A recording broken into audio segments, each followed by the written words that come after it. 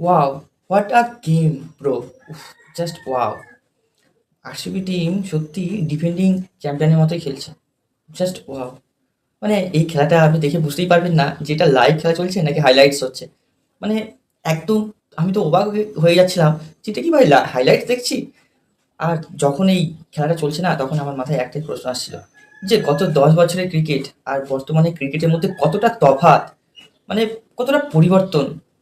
Just amazing! উফ! RCB what a team man ইয়ার! Just wow! RCB যেন মনে হচ্ছে যেন সিএসকের উপর প্রতিশোধ নিচ্ছে এখন।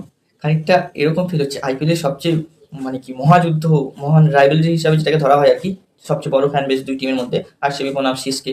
তো এটা মানে গত বছরে দেখলে আরকি, বিগত অনেক পুরনো ৪-৫ বছর আগে যদি ফিরে যায়, তো সেখানে সবসময় সিএসকে আরসিবির ওপর আরকি এক নাগাড়ে, একতরফাভাবে ম্যাচ জিতে এসেছে এত বছর।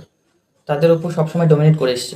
কিন্তু এখন সেই এটা যেন পুরো একদম পাল্টে গেছে। এখন ভাই গত ২ বছর ধরে এখন আরসিবি সিএসকের ওপর টোটালি ফুললি ডমিনেট করছে। আর আরসিবি গত ৪ ম্যাচে টানা একভাবে সিএসকেকে হারিয়ে দিয়েছে ভাই।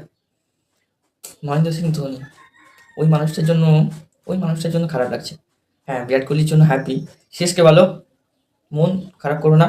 তো খারাপ টাইম পেরিয়ে ভালো টাইম আসবে আশা করছি। আর আরসিবি ঠিক আছে, আনন্দ করো, খুশি হও, কিন্তু ট্রোল করো না। এমএস ধোনিকে ভাই ট্রোল করো না। এমএস ধোনির লেগেসি যে রেকর্ড যেটা গড়ে দিয়ে গেছে সেটা ভাই কারোর আশেপাশে নেই। তো ব্যক্তিগতভাবে এমএস ধোনিকে কেউ ট্রোল করো না। এটুকুই তোমাদের কাছে প্রত্যাশা আমার। আর আরসিবি এনজয়, এবং ভিডিওটাকে অবশ্যই লাইক করে দিও, সাবস্ক্রাইব করো। আমার প্রেডিকশন কিন্তু ঠিক হয়ে গেছে ভাই। বলা থা না, যাকে দেখলো ভিডিও মানে পুরোনো ভিডিওটা, আমি যে প্রেডিকশন করেছিলাম এর আগের ভিডিওটা, সেখানেই বলেছিলাম যে আরসিবি জিততে চলেছে। তো দেখলে তো, ওই জন্য বলি কথা শোনো। তো চলো আমরা এই ম্যাচের একটু আলোচনা করে নিই, ছোট একটা সামারি দেখে নিই হিসাব কিতাব কি বলছে। প্রথমত খেলা হয়েছে ব্যাঙ্গালোর মাঠে। তো টসে জিতেছে সিএসকে। সিএসকে টসে জিতে প্রথমে বোলিং ফার্স্ট নিয়েছে। আরসিবি ব্যাট করতে এসে মানে বিল সল্ট আর বিরাট কোহলি মোটামুটি আউট হয়নি, কিন্তু মোটামুটি একটা রান করেছে তারা। স্ট্রাইক রেটটা অতটা হাই ছিল না যেমনটা হয় সচরাচর তাদের, সেরকম ছিল না। কারণ প্রথমে নতুন বলে তোমার খালিল আহমেদ ঠিকঠাক বল করেছে, যথেষ্ট ভালো বল করেছে ভাই। তো আনসুল কম্বোজ, খালিল আহমেদ এরা প্রথমে মানে ঠিকঠাক বল করেছে, ওদেরকে খুব একটা মারতে দেয়নি। তো তারপরে তো তোমার দেবদূত পাটিকল আসে। ওহ, দেবদূত পাটিকল পরপর দুটো ম্যাচে সুপার পারফরমেন্স দেখিয়েছে ভাই। দেবদূত পাটিকল হচ্ছে ২৯ বলে ৫০ রান করেছে, এবং ক্যাপ্টেন সাব রজত পাটিদার ১৯ বলে ৪৮ রান করেছে। আর তারপরে তো টর্নেডো ঝড় শুরু হয়েছে। জাস্ট কি বলবো, Tim David what a man bro!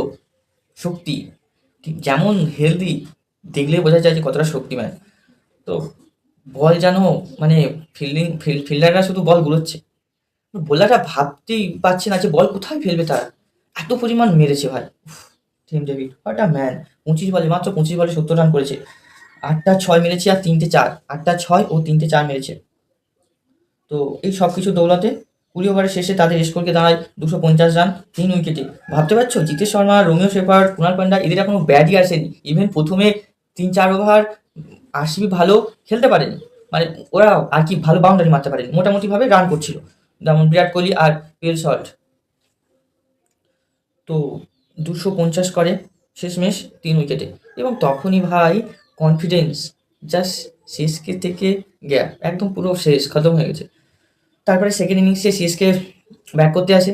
CSK bat করতে এসে ওই যে এত প্রেশার, ২৫০ রানের যে চাপ, সেটা তো স্পষ্ট তাদের উপর একদম স্পষ্ট বোঝা গেছে ভাই। এটা একটা স্বাভাবিক ব্যাপার। রানটা যথেষ্ট বেশি, হ্যাঁ, এটা ঠিক যে বড় রান চেস হয়ে যায়। ব্যাঙ্গালোর মাঠে তারা লাস্ট ব্যাট নিয়ে ভুল কিছু করেনি। কিন্তু বোলিং তোমার এতটাই নড়বড়ে যে ভাই ২৮০ রান খেয়ে নেবে, তো কনফিডেন্স তো লো হবেই। পরে সেকেন্ড ইনিংসে এসে তাদের কনফিডেন্স তো ডাউন থাকবেই। তো সেটাই হয়েছে। প্রথমেই শুরুটা যেভাবে হওয়া উচিত ছিল সেকেন্ড ইনিংসে সিএসকের কাছ থেকে, ঠিক সেরকমটা হয়নি। সঞ্জু স্যামসন, ঋতুরাজ গায়কোয়াড় ভাই আউট হয়ে গেছে তাড়াতাড়ি, তেমন কিছু করতে পারে না। এমনকি মাত্রেও তার তাড়াতাড়ি আউট হয়ে যায়। আজ মাত্র ৩টে পরপর কিছুই করতে পারেনি। এত ২৫০ রান চেস করতে নেমে ৩ জন ব্যাটার যদি ফ্লপ যায়, তাহলে তো স্বাভাবিকভাবে ম্যাচের আর কিছু বাকি থাকে না ভাই। সারফারাজ খান ঠিকঠাক একটা ইনিংস খেলেছে, ঠিকঠাক মানে ভালোই। ২০০ স্ট্রাইক রেটে রান করেছে, ২৫ বলে ৫০ রান, দুটো ৬ আর ৮টা ৪ মেরেছে। তারপরে শিবম দুবে তোমার 13 বলে 18 রান, তেমন কিছু করতে পারেনি। এবং প্রশান্ত বীর হচ্ছে 29 বলে 43 রানের একটা ভালো ঠিকঠাক একটা ইনিংস খেলে। আর তোমার ওভারটার্ন হচ্ছে 16 বলে 37-এ, 16 বলে 37 রান করেছে, 231 স্ট্রাইক রেটে রান করেছে, 2টো 6 আর 4টে 4 মেরেছে। কিন্তু তখন পর্যন্ত ম্যাচ ভাই যখন হচ্ছে ওভারটার্ন খেলছে তখন পর্যন্ত অলরেডি ম্যাচ তোমার আরসিবির হাতে চলে গেছে, ম্যাচের আর কিছু বাকি নেই। সেই সময় আরসিবি অলরেডি নিজেদের ঝুলিতে ম্যাচ নিয়ে নিয়েছে বলতে পারো, সবার কাছে স্পষ্ট ম্যাচের আর কিছু বাকি নেই। তো যাই হোক, এখন ব্যাপারটা হচ্ছে যখন 250 রান তুমি চেস করছো তখন এটা ঠিক যে তোমাকে খুবই রানিং খেলতে হবে, এটা ঠিক যে তোমাকে প্রতি ওভারে একটা মিনিমাম একটা একটা দুটো বাউন্ডারি রাখতেই হবে, মারতে হবে, মানছি। কিন্তু তাই বলে যে তুমি একটা দুটো বল 1 রান 2 রান নিতে পারবে না, হ্যাঁ একটা ওভারে 6 রান 7 রান, একটা দুটো ওভার যদি 6 রান 7 রান আসে তো তুমি ম্যাচ থেকে একদম মানে একদম ম্যাচ হেরে যাবে, ম্যাচ থেকে বেরিয়ে গেলে, এমন তো নয়। ওরাও তো প্রথমে 3 ওভার ভালো খেলতে পারেনি, তো তাই বলে ওরা কি 250 রান করতে পারেনি? তো তোমাদের যেমন রানিং যেমন খেলতে হবে, সিএসকে টিমের বলছি, রানিং যেমন খেলতে হবে তেমন তো উইকেটও বাঁচাতে হবে। কিন্তু এরা কেউ উইকেট বাঁচাতে পারেনি ভাই, সব কটা মারতে গিয়ে স্বাভাবিকভাবে এত রানের চাপে সবাই মারতে গিয়ে আউট হয়ে গেছে। কিন্তু এটা একদম অতিরিক্ত ব্যাটিং ফ্রেন্ডলি একটা উইকেট ছিল, বোঝাই গেছে। এই সত্ত্বেও তারা 207 রান করেছে 19 ওভার 4 বলে, তারা অল উইকেট হয়ে যায় এবং সর্বশেষ আরসিবি 43 রানে ম্যাচটা জিতে নেয়। এখানে বলতে গেলে তোমার যেটা বিষয় পার্থক্য করে দিয়েছে ভাই হচ্ছে তোমার টিম ডেভিডের ওই ইনিংসটা এবং আরসিবির বোলিং ডিপার্টমেন্ট। আর কুণাল পান্ডের কথা কি বলবো, কুণাল পান্ডে ভাই যা বল করছে, ও কুণাল পান্ডে ফাস্ট বোলার নাকি স্পিনার সেটা তুমি বুঝতেই পারিনি। স্পিন বল করতে এসে বাউন্সার বল করে দিচ্ছে, কিভাবে করছে কুণালই জানে। এটার জন্য অবশ্যই তাকে প্র্যাকটিস করতে হয়েছে, নাহলে এটা সম্ভব না। এরকম ব্যাটিং ফ্রেন্ডলি উইকেটে ভাই বোলাররা বুঝে উঠতে পারে না যে কোথায় বল করবো, মানছি। কিন্তু ছটা 6 রকম বল করবো, 6টা কি একই রকম করবো? আরে গতিতে তো ভেরিয়েশন করা যায়, হ্যাঁ? গতিতে তো তুমি পার্থক্য করতে পারো, স্লোয়ার বল করতে পারো, গতিতে তো তুমি পার্থক্য করতে পারো। একইভাবেই যদি আমি একই গতিতেই যদি এরকম ব্যাটিং ফ্রেন্ডলি উইকেটে যদি আমি বল করে যাই তাহলে তো ব্যাটসম্যানদের কাছে বিষয়টা ইজি হয়ে যাবে, তাই না? যেটা সিএসকে টিম ভাই অনেক বড় ভুল করেছে, বোলিং ডিপার্টমেন্ট এরকমভাবেই করে চলেছে। প্রথম 3 ওভার 4 ওভার তারা ঠিকঠাক করেছে, তারপরে মার খেয়েছে যখনই তাদের কনফিডেন্স একদম চলে গেছিল। এটাই ব্যাপার, এটাই ছিল হচ্ছে এই ম্যাচের হিসাব কিতাব। তো আরসিবি বিরাট কোহলি টিম মানে তোমরা জিতে গেছো, 2 ম্যাচে 2টো উইন, তো খুব ভালো খেলেছো। এবারে আরসিবি টিম অনেকটাই শক্তিশালী দেখাচ্ছে, এরা ভবিষ্যতেও ভালো করবে আশা করছি। কিন্তু সিএসকের জন্য কামব্যাক করাটা খুবই কঠিন হয়ে যাবে, কারণ এরা যেভাবে হেরেছে 43 রানে হেরে গেছে ভাই, কনফিডেন্স অনেক লো হয়ে গেছে, অনেক বেশি ব্যবধানে হেরেছে।